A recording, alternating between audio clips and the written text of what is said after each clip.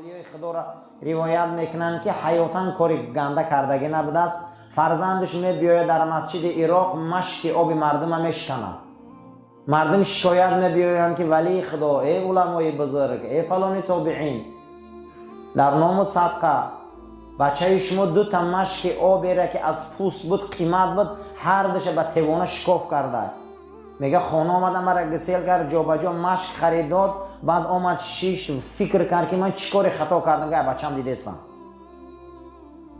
اسلام ما را بینه که از کجا سر میکنه تربیه را. من چیکاری بد شد که امروز جواب شای بچه‌م گرفتستم. همین فکر میکنه یگان کاری خطا نمییابه.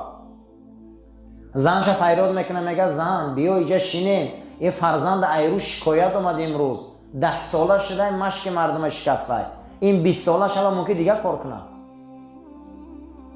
گپ زن من ترا انتخاب کردم از با تقواترین عائله ها، خدا ترسترین عائله ها، حرام ندادم والله، حرام نپشوندم، حرام نخروندم، تا حتی که حرام بو کشیدگی نیستی. این از کجا های؟ چی به فرزندی من خیشه؟ زن میگه در جواب که عیبی منه. گو سبب؟ گو این در بطنی من بود. من به باغ همسایه میگذشتم، زنهای حامله ترشی را دوست میدارم. من دیدم که انارا کشال بدن، من ده انار غوجیدم به یک خار انار همه ها را سوراخ کردم، آب شمکیدم، این در بطنی من بود.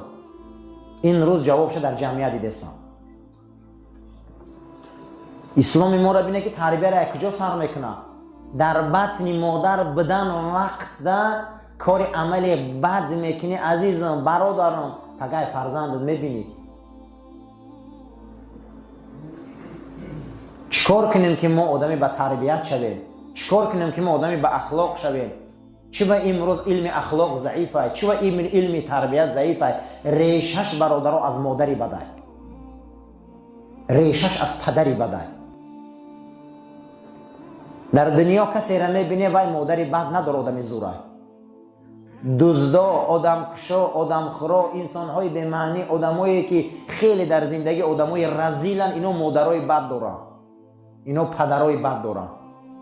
حتی که روایت میکنن امام ترمذی را، مردمش ترمذ آمد میگه از امام خواست که پیش والی شهر رو بگو که نلاگ دولت پس نکی ظلم نمیرسه، این سالا نلاگتیم. مجبور شد این امام بزرگ پیش والی رفت. والی گو با جان دل قبوله، محدث بزرگ، این سالا نلاگ پس میکنم با اون شرطی که تو در خانه یگان آدم نان نمیخری، اقلا یک لقمه از خاندان ما بخور. یگان جدا ما یادداشت نداریم که امام ترمذی خانه کسی نان خورده باشه. خانه کسی تو نان نمیخری، رفتی هم میبیای نانش نمیخری. یک مراتب از دسترخوان من 6 میگه اون خورد، گفت یک لقمه گوشت در دهنم کردم تا آخری مجلس همین گوشت آو نشد خواهیدم، دیگه هیچی نخوردم. خواهیدم ایزا کشیدم که در پیش امیر دور پرتم شد، همون را قرد کردم مجبوری. همون شب اومدم زنم قدیم مقصد گپ صحبت منغز رفت، همون کثافت فرزندم که مردم غم میچه همین لقمه به دنیا اومد. فرزندی بد، اولادی بد، کلینی بد، زنی بد، همش ای لقمه حرامه. اسلام تربیتش به حد بلنده. ما با افق بلند تربیه اسلام خیلی انسان در کار فکر کنه برسه.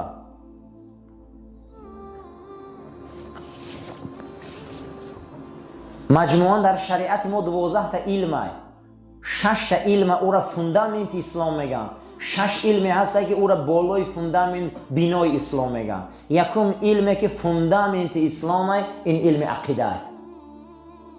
کدام علم بده؟ عقیده. او را علم توحید میگن، علم کلام میگن. علم عقیده، علم توحید، علم کلام هم سخنگوی اخلاقه. سخنگوی اخلاقه. پیغمبر ما همه انسان ها را به توحید ایروی چی آورد؟ ایروی اخلاق. فبما رحمت من الله لنت لهم، تو یک رحمت خدا در زمین آمدی، تو چقدر ملایمی ای حبیبی من، چقدر تو اخلاق بلند داری. اگر اخلاقی تو بد میشد، اگر تو غلیظ القلب میشدی، لانفضوا من حولک، از فرایت او گرفته میرفتن. 14 قرن طرفداراش میلیارد شدیان لبیک گفتستیان.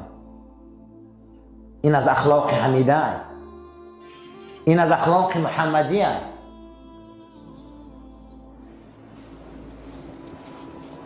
یکم علم عقاید، علم خداشناسی، یگانگی خدا، صفتهای خدا، نام خدا، ملائک، جهنم، جنت، ترازو.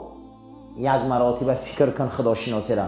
نحن اقرب الیهم من حبل الورید، من برای شما از رگای دلتان نزدیکم خدا میگه. کنی اخلاق که همیجا بیدار میشن. سخنگوی اخلاق عقیده میگه من در شما از رگای دلتانم نزدیکم. وقتی که وای از الله پاک از رگای دلم نزدیکه، شما در محضری وای بیادبی میکنی؟ شما در نظری وای بیادبی میکنی در محضرش؟ شما بد اخلاقی میکنی. دویم علم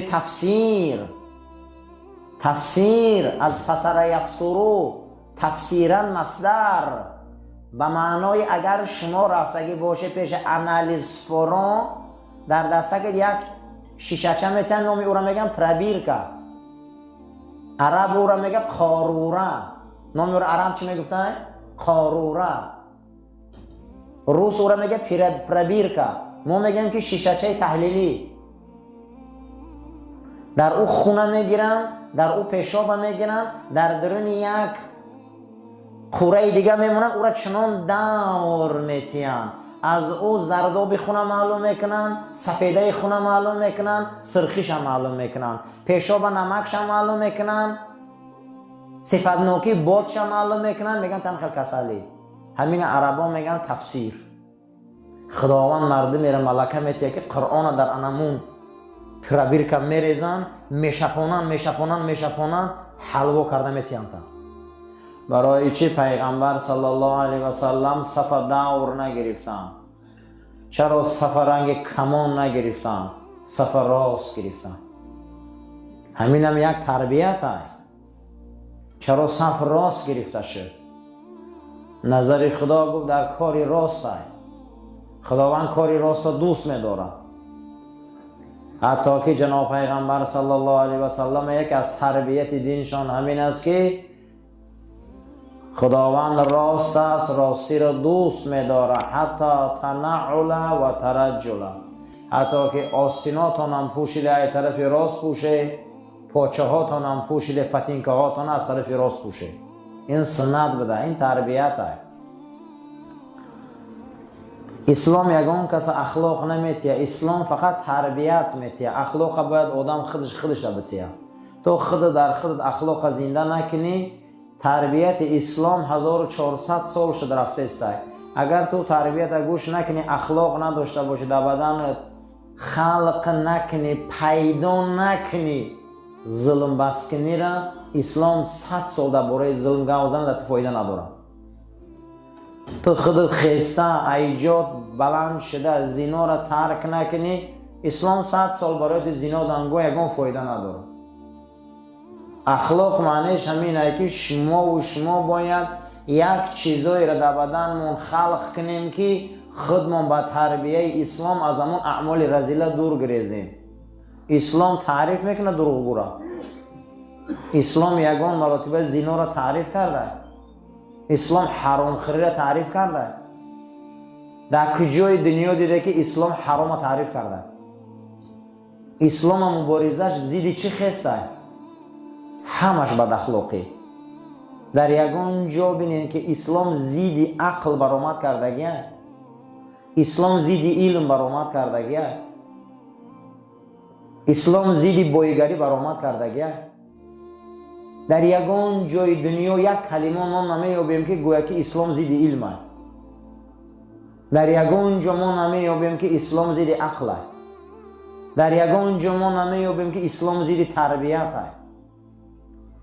برای همینا عزیزا برادرها، همین قدر موعظه میشه و نصیحت میشه و اگر تا ما در بدنمون میکرسخیم اخلاقمون بیدار نکنیم، خودمون نآفریم، خودمون ایجاد نکنیم، به یگان جا نمیرسیم. قرآن ما میگه نستعیذ بالله لیس للانسان الا ما سعی.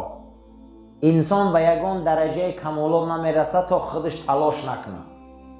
هیچ که هیچ جا نمیرسه میگه تا خودش تلاش نکنه. رفیقی بد، برنامه بد، دنیای بد، کاری بزیر بسیاره. ما رای رمکا میبرارن. برای چی نماز جمعه های؟ برای چی نماز های؟ برای چی 5 وقت نماز های؟ چرا مسجد های؟ چرا منبر های؟ چرا امر معروف های؟ برای اون که امروز ضرر زیاد های. به واسطه این ما خودمون راست میکنیم. اگر منبر نباشه، اگر دملو نباشه، اگر ادبیات نباشه، اگر صنعت نباشه، اگر ادبیات و صنعت آمده ما رو صنع نکنه، نسازه، دوزانه ها آمده در تگ منبر نشینی، چهارزانه ها آمده در تگ منبر نشینی، از او برنامه های کجله‌ای که کردی اونها را خطا راست نکنی، چرا جهنم نروی؟ اینا تربیت میگم. بسیاری انسان های ما خیال میکنن که تربیت ایامو روز زنگیری به سر میشود. بسیاری انسان ها گمان میکنن که تربیت امروز نبیردار شوی به سر میشود. اسلام میگه نه، اسلام یک دوره مجردی داره عزیزا. حتی نطفه را تازه کردن در اسلام از واجبات ایمان است. کدام وقت نطفه را تازه میکنی؟ از روزی به بلاغت رسیدی. از 12 سالگی تو میتونی که اکنون تربیه اختصار کنی خودت.